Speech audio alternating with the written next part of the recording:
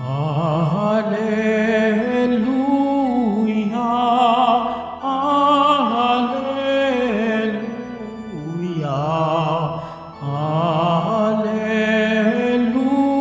Alleluia, Alleluia.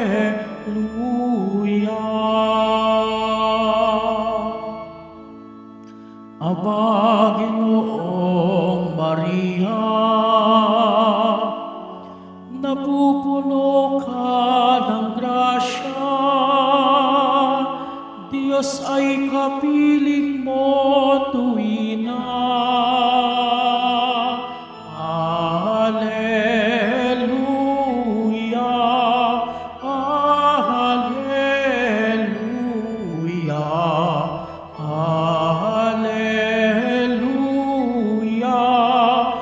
Alleluia,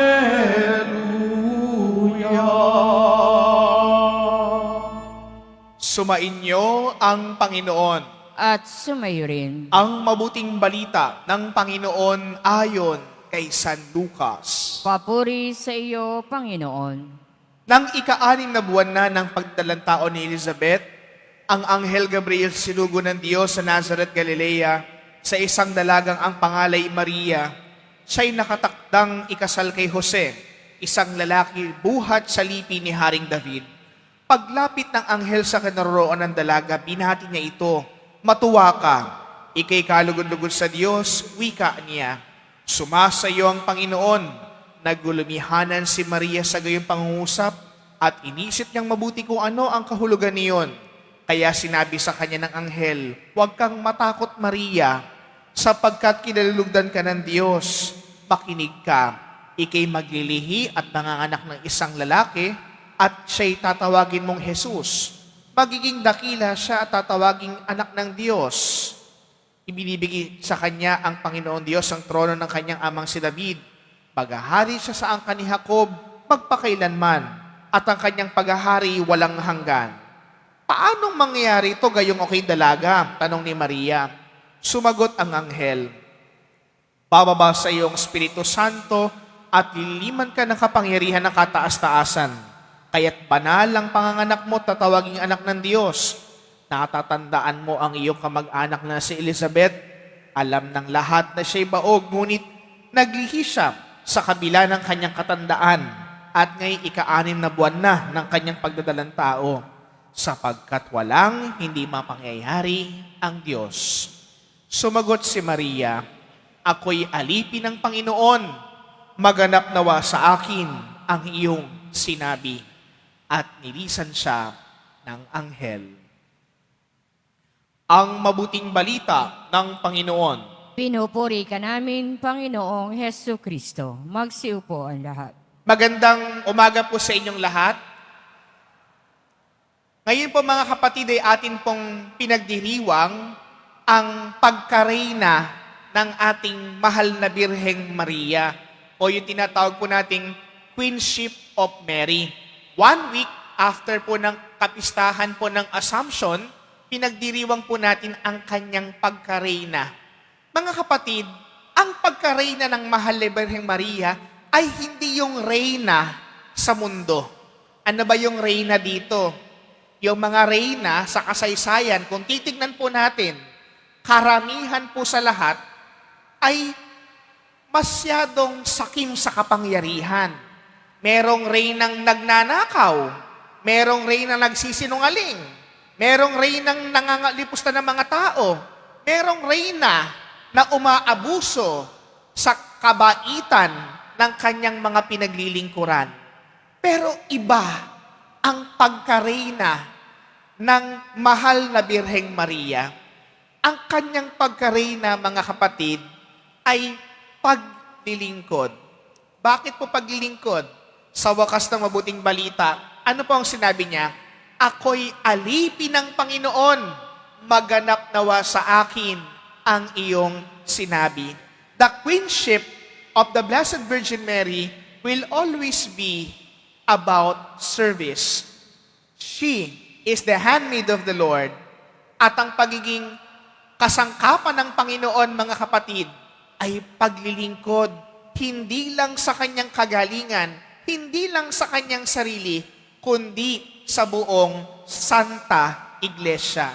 Tinanggap niya ang pagiging ina ng Diyos, paglilingkod sa Diyos, paglilingkod sa simbahan, pagiging totoo sa kanyang sinumpaan. Kaya mga kapatid, ang tanong po sa atin, sa pang-araw-araw nating buhay, naglilingkod ba tayo para magpalapad ng papel? Naglilingkod ba tayo para ipakitang makapangyarihan tayo? O naglilingkod tayo dahil mahal natin ang Diyos? Tulad ni Maria nagsabing, ako'y alipin ng Panginoon, maganap nawa sa akin ang iyong sinabi. Pangalawa mga kapatid, ang kanyang pagkareyna, ang pagkareyna ng Mahal na Birheng Maria, bukod sa paglilingkod ay pagsunod. Mahirap sundin ang kalooban ng Diyos. Mahirap sundin ang utos ng ibang mga tao. Pagka nga po inutusan kayo, panigurado, magre-reklamo ang ilan sa inyo di ba? Ayaw natin ang inuutusan. Ayaw natin ang dinidiktahan. Palagi tayong sumisinghal. Pero ang Mahal na Birheng Maria, anong pinakita niya sa atin? Ang kanyang pagtalima ay pagsunod sa tama. Ang kanyang pagtalima ay pagpapakita ng wagas na pagsuko sa Panginoon. Yan ang totoong reyna nating lahat. Sumusunod sa utos ng Diyos, tumatalima sa utos ng ating Panginoong Hesukristo. Mga kapatid, tayo po kaya sa pang-araw-araw nating buhay, sino ang iyong sinusunod? Ang iyong sarili o ang Diyos, ang poong Jesus Nazareno? Kaya mga kapatid, tanongin natin ang asing sarili palagi, ano ba ang hangad natin? Ang hangad ba natin ay pagsunod sa kalooban ng Diyos? Paglilingkod ba natin? O pagbibigay natin ng ating sarili sa Panginoon?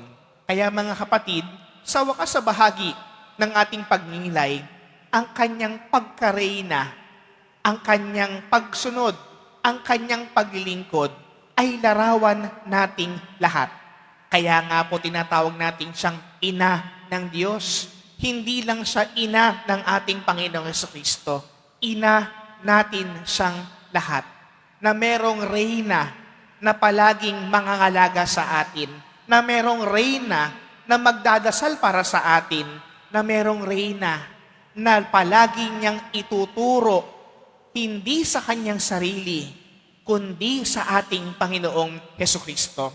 Natandaan ko po mga kapatid, nung ako po'y seminarista pa, ang palaging tinuturo po sa amin ng aming profesor, si Monsignor Sabino Benco, ay ito, kung nasaan si Maria, naroon din ang ating Panginoong Hesukristo. Hindi natin sinasamba si Maria dahil siya'y reyna. Tayo'y nagiging huwaran natin si Maria dahil siya, palagi niya tayong ihahatid sa kanyang anak, si Kristong ating Panginoon. Kaya mga kapatid, sa pagkapatuloy po ng ating banal na pagdiriwang na ito, sa ating pagtanggap ng banal na Eucharistia, nawa tayong lahat maging katulad ni Maria, naglilingkod, sumusunod, tinutuon ang ating pansin patungo kay Kristong ating Panginoon. Sa ngalan ng Ama, ng Anak, at ng Espiritu Santo.